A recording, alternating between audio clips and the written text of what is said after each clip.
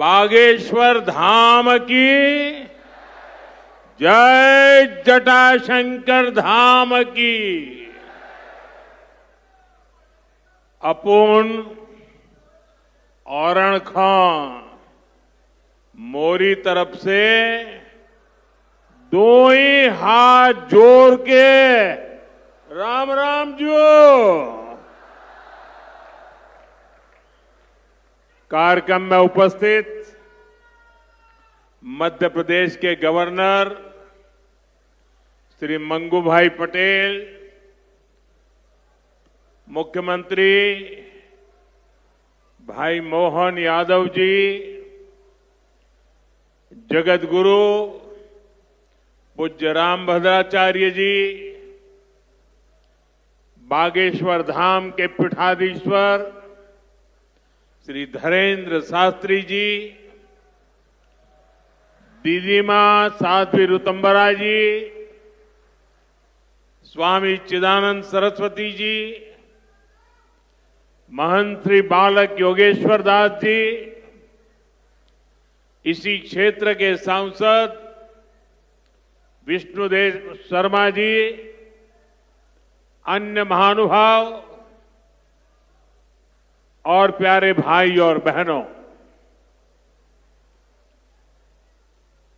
बहुत ही कम दिनों में मुझे दूसरी बार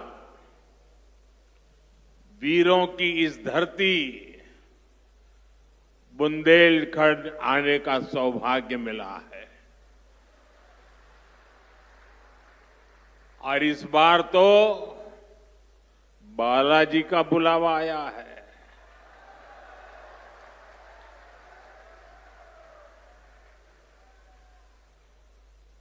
ये हनुमान जी की कृपा है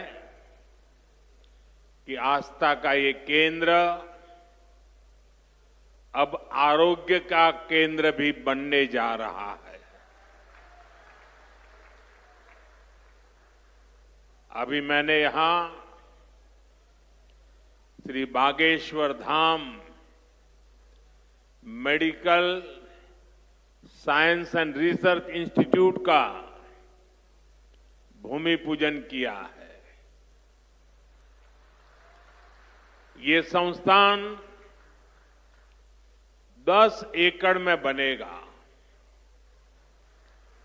पहले चरण में ही इसमें 100 बेड्स की सुविधा तैयार होगी। मैं इस पुनीत कार्य के लिए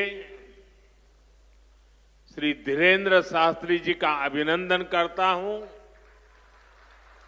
और बुंदेलखंड के लोगों को देता हूं। साथियों, आजकल हम देखते हैं कि नेताओं का एक वर्ग ऐसा है जो धर्म का मखौल उड़ाता है, उपहास उड़ाता है, लोगों को तोड़ने में जुटा है। और बहुत बार विदेशी ताकतें भी इन लोगों का साथ देकर देश और धर्म को कमजोर करने की कोशिश करती दिखती है। हिंदू आस्था से नफरत करने वाले ये लोग सदियों से किसी न किसी भेष में रहते रहे हैं।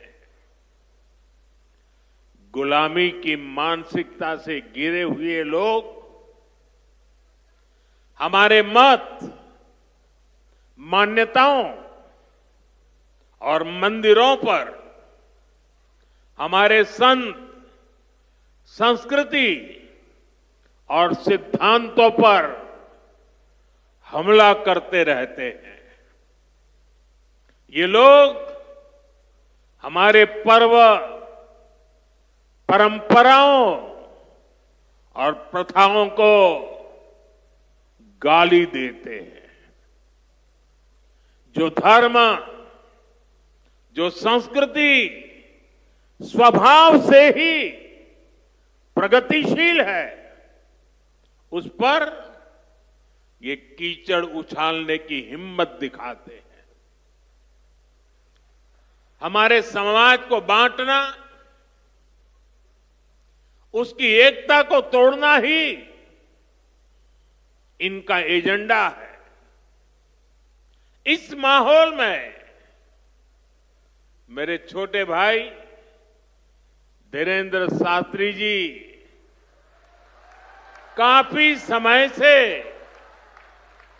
देश में एकता के मंत्र को लेकर लोगों को जागरूक करते रह रहे हैं। अब उन्होंने समाज और मानवता के हित में एक और संकल्प लिया है।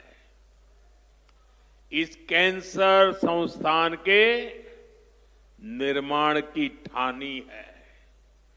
यानी अब यहां बागेश्वर धाम में भजन, भोजन और निरोगी जीवन तीनों का आशीर्वाद मिलेगा। साथियों, हमारे मंदिर, हमारे मठ, हमारे धाम ये एक और पूजन और साधना के केंद्र रहे हैं, तो दूसरी ओर विज्ञान और सामाजिक चिंतन के भी, सामाजिक चेतना के भी केंद्र रहे हैं। हमारे ऋषियों ने ही हमें आयुर्वेद का विज्ञान दिया। हमारे ऋषियों ने ही हमें योग का वो विज्ञान दिया जिसका परचम आज पूरी दुनिया में लहरा रहा है।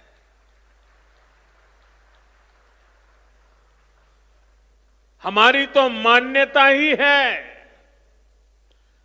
परहित सरिस धर्म नहीं भाई, अर्थात दूसरों की सेवा, दूसरों की पीड़ा का निवारण ही धर्म है।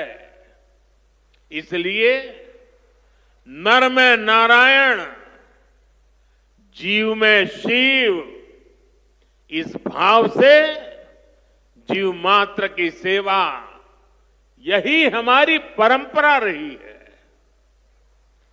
आजकल हम देख रहे हैं महाकुंभ की हर तरफ चर्चा हो रही है। महाकुंभ अब पूर्णता की ओर है। अब तक करोड़ों लोग वहां पहुंच चुके हैं। करोड़ों लोगों ने आस्था की डुबकी लगाई है, संतों के दर्शन किए हैं। अगर इस महाकुंभ की तरफ नजर करें तो सहज भाव उड़ जाता है, ये एकता का महाकुंभ है। आने वाली सदियों तक 144 वर्ष के बाद हुआ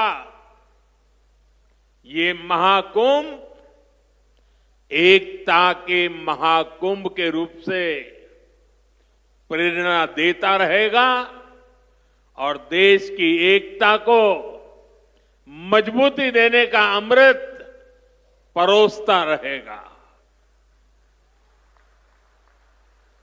लोग सेवाभाव से लगे हुए, जो भी कुंभ में गया है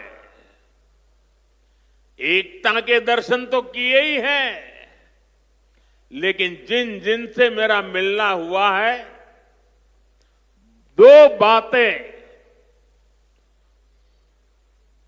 महाकुंभ में गए हुए हर व्यक्ति के मुंह से हिंदुस्तान के कोने कोने में सुनाई देती है।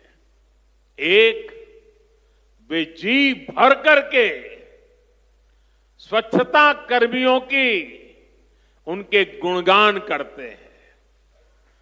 चौबीसों घंटे जिस सेवा भाव से इस एकता के महाकुंभ में स्वच्छता के कार्य को संभाल रहे हैं, मैं आज उन सभी स्वच्छता के साथियों को आदरपूर्वक नमन करता हूं। दूसरी एक विशेषता है जो हमारे देश में बहुत कम सुनने को मिलती है,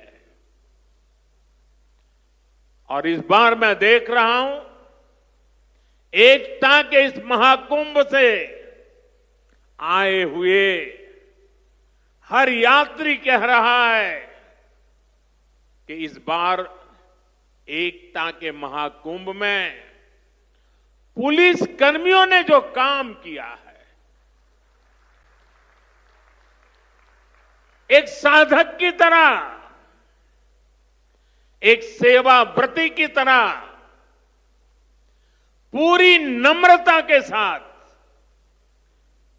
देश के कोटि कोटि जनों को संभालना इस एकता के महाकुंभ में जिन पुलिस कर्मियों ने देश के लोगों का दिल जीत लिया है, वे भी बधाई के पात्र है। लेकिन भाइयों बहनों, प्रयागराज के इसी महाकुंभ में इसी सेवा भावना के साथ अनेक विध समाज सेवा के प्रकल्प चल रहे हैं, जिसकी तरफ मीडिया का तो ध्यान जाना बड़ा मुश्किल है, लेकिन ज्यादा चर्चा भी नहीं हुई है। अगर मैं सभी इस सेवा प्रकल्पों की चर्चा करूं तो शायद मेरा अगला कार्यक्रम डिस्टर्ब हो जाएगा, लेकिन मैं एक का उल्लेख करना चाहता हूं। इस एकता के महाकुंभ में नेत्र महाकुंभ चल रहा है। इस नेत्र महाकुंभ में देश के कोने कोने से आए हुए यात्री, गरीब परिवारों से आए हुए लोग, उनकी आंखों की जांच होती है, मुफ्त में होती है। नेत्र चिकित्सक देश के गणमान्य डॉक्टर 2 महीने से वहां बैठे हुए हैं, और इस नेत्र महाकुंभ में अब तक 2 लाख से ज्यादा मेरे भाई बहनों की आंखों की जांच हो चुकी है। करीब 1.5 लाख लोगों को निःशुल्क दवाई और चश्मे दिए गए हैं, और कुछ लोग ऐसे पाए गए जिनके मोती बिंदु के ऑपरेशन की जरूरत थी। तो इस नेत्र महाकुंभ से चित्रकूट और अगल बगल के स्थानों पर जहां पर अच्छी नेत्र चिकित्सा की अस्पतालें थी, करीब 16,000 मोतियाबिंद के ऑपरेशन के लिए उन अस्पतालों में भेज करके एक भी पैसे का खर्च बिना उन सबके मोतियाबिंद के ऑपरेशन किए गए हैं। ऐसे कितने ही अनुष्ठान इस एकता के महाकुंभ में चल रहे हैं। भाइयों बहनों, ये सब कौन कर रहा है? हमारे साधु संतों के मार्गदर्शन में हजारों डॉक्टर्स, हजारों स्वयंसेवक स्वतः स्फूर्त भाव से समर्पित भाव से, सेवा भाव से इसमें लगे हुए हैं। जो लोग एकता के इस महाकुंभ में जा रहे हैं, वो इन प्रयासों की सराहना कर रहे हैं। भाइयों बहनों, ऐसे ही भारत में कितने ही बड़े बड़े अस्पताल भी हमारी धार्मिक संस्थाओं द्वारा चलाए जा रहे हैं। धार्मिक ट्रस्ट के द्वारा हेल्थ और साइंस से जुड़े कितने ही रिसर्च इंस्टीट्यूट्स चलाए जा रहे हैं। करोड़ों गरीबों का इलाज और सेवा इन संस्थानों में होती है। मेरी दीदी मां यहां बैठी है। अनाथ बालिकाओं के लिए जिस प्रकार से समर्पण भाव से वो सेवा करती है, अपना जीवन बेटियों के लिए उन्होंने समर्पित कर दिया। साथियों, यहीं पास में हमारे बुंदेलखंड का चित्रकूट, प्रभु राम से जुड़ा ये पवित्र तीर्थ खुद दिव्यांगों और मरीजों की सेवा का कितना बड़ा केंद्र है। मुझे खुशी है